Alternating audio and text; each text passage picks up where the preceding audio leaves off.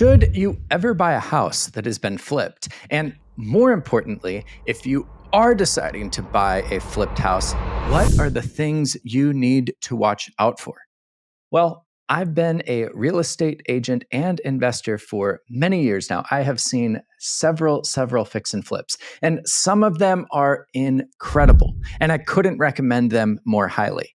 But many of them, and I say that through gritted teeth because it makes me so angry as an investor myself, but many of them are prime examples of putting lipstick on a pig, cutting corners, and I would not recommend them to my worst enemy.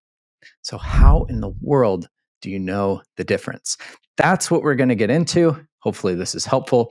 Before we go any further, please do subscribe to the channel. This is the kind of stuff that you are into. Those little analytics tell me, yeah, more of this. And so, if you could just take a moment, click that subscribe button. Boom. I appreciate that so very much. Okay, first, let's start with what in the world is a flipped home, just in case anybody is unaware. Really simple definition is a flipped home is a home that typically an investor has purchased below market value. And the reason that they were able to buy it below market value is generally because the home was in such disrepair that it wouldn't sell on the open market, whether because it wouldn't appraise and qualify for conventional financing or because hardly anybody other than an investor would want that piece of crap home. Excuse the language. But that's the reality of it. There are homes that have been so poorly taken care of that they are more of a liability than anything else. And it really does take an investor with the imagination to say, okay, I can see through all of the issues here, and I know how I'm going to make this thing beautiful and a solid home that will serve somebody once again. And done right, flipping is an amazing thing for communities. I do not believe that investors are bad people. I think that they are good for the economy. I think they're good for housing. I think that they are good for our communities when they're doing it right. What does that mean by doing it right? Well, it means prioritizing the things that just generally are not very sexy and that aren't always the most profitable. And of course, that is hard for investors who need and want to be profitable, right? They're in this for the business, which means they have to make money. It's not just community service. So, what are the things that I'm thinking of that they really need to do in order to be a good house flipper? Well, one, they need to take into account the structural integrity of the home. That's foundation and all of the supports with post and beam and looking at siding, looking at the roof, looking at just the structural soundness of the house. It needs to be a solid building that someone could safely live in. That's the first and most important thing that house flippers need to address. Downstream from there, it's similar, but it's making sure that things are up to modern code, especially as we're talking about homes that are close to 100 years old, where there's old knob and tube wiring or old piping. These are things that can be a real hazard, like knob and tube wiring, potential for fire danger.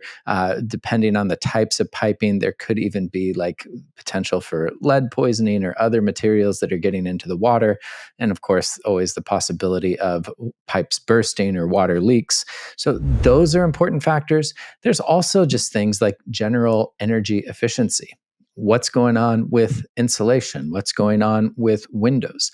All of those things matter when it comes to both your enjoyment of the home as well as the cost efficiency of it, that you're not paying for energy, that heating that's just going through the walls, right?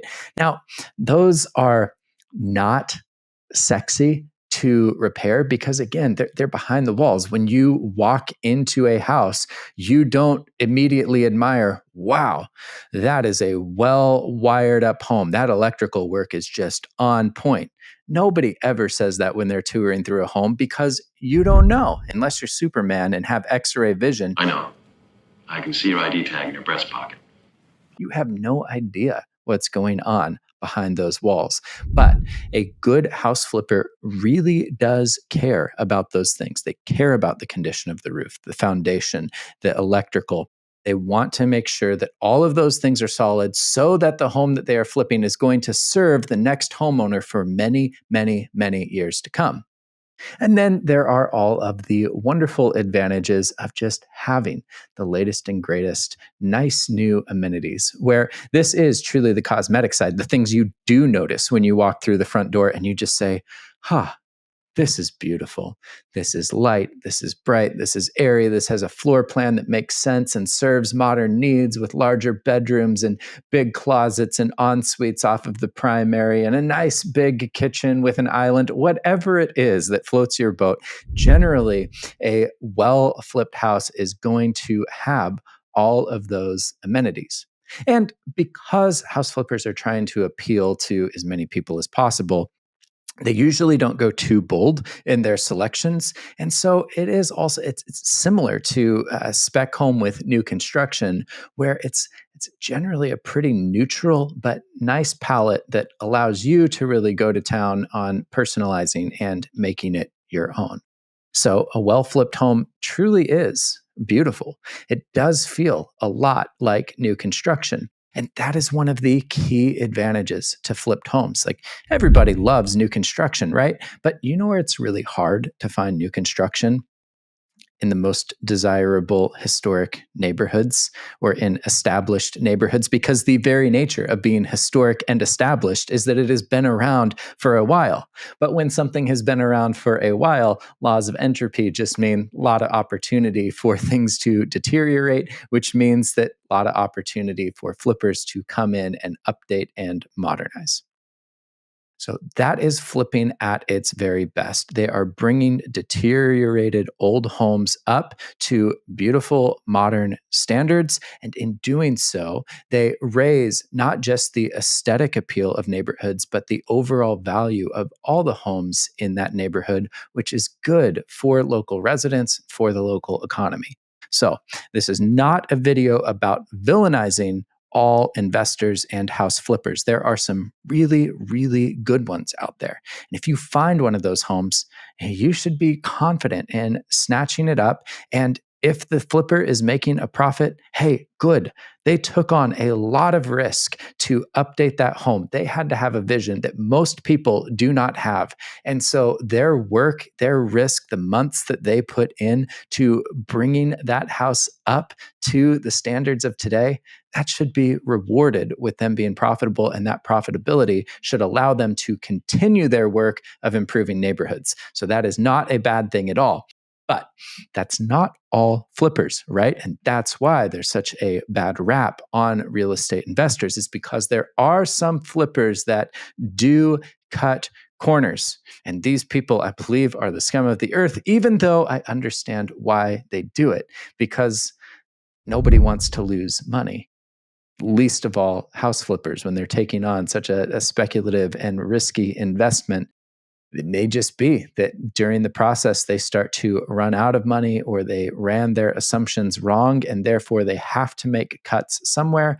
And where they're going to make cuts are often in the places that are going to be the hardest for you as the home buyer to see it, which is basically just the opposite mirror of everything I described in the previous section about what good house flippers do, where they prioritize the things that are not sexy. Well, a bad flipper, they just cover those things over.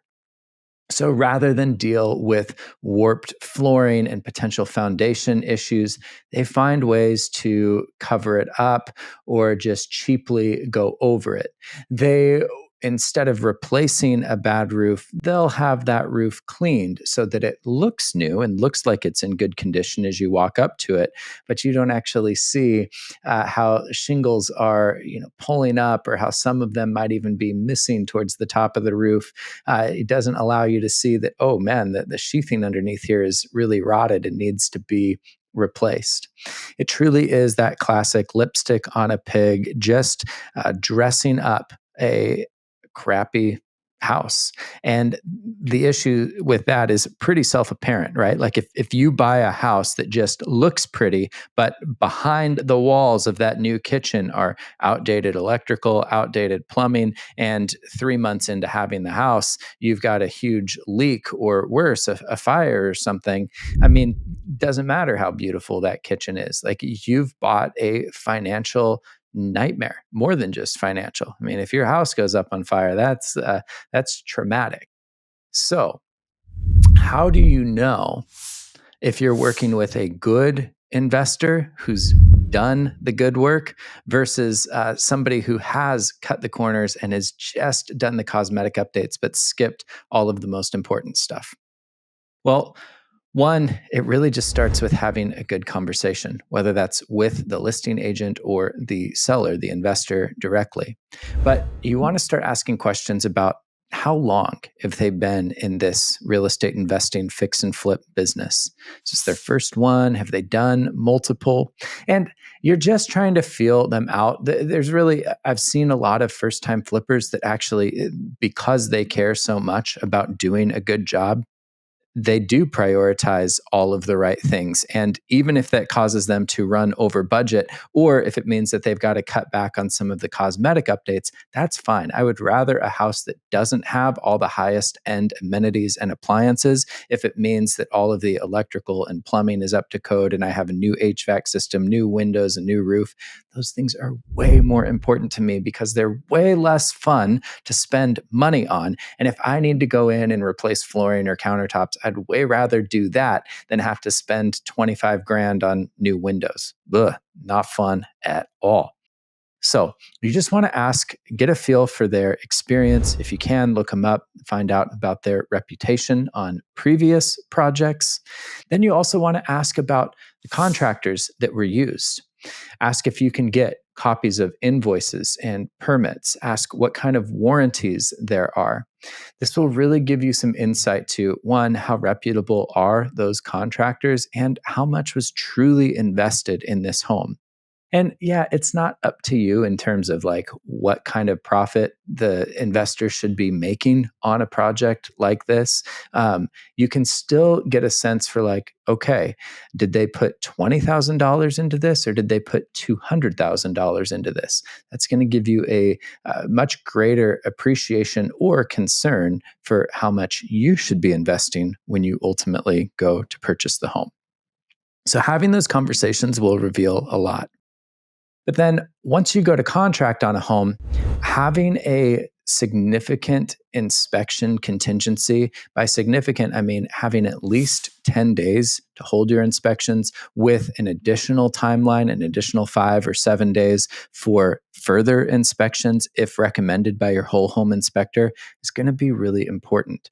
And then I would look up inspectors that specialize either in historic homes or in investment properties and fix and flips, because they will know the things to look for, the things that are most commonly, the corners that are most commonly cut by house flippers. So by getting connected with one of them and having them really do the deep dive on the house, that's going to turn up, okay, here's where the electrical got off, or here's where the flooring is actually covering up some other major issue, or hey, here's where ventilation seems insufficient.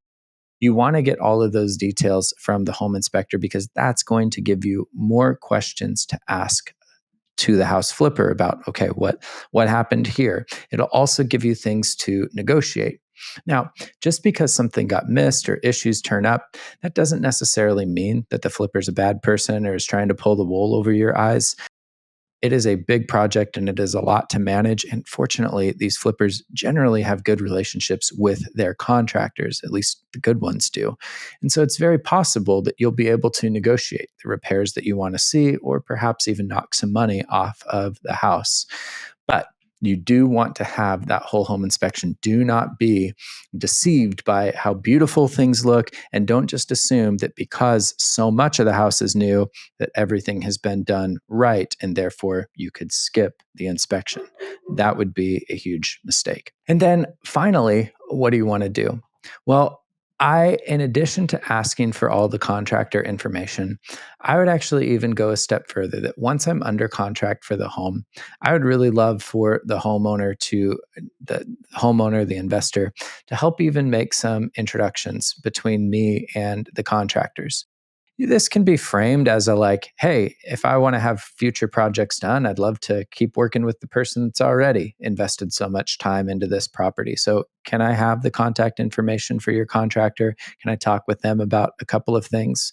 But doing that will also help you have some recourse so that if there are warranty issues or work that is as you move into the home, you find this is just not up to par, you're going to have somebody to call and somebody to go to. And there may even be some warranty coverages to help with those issues.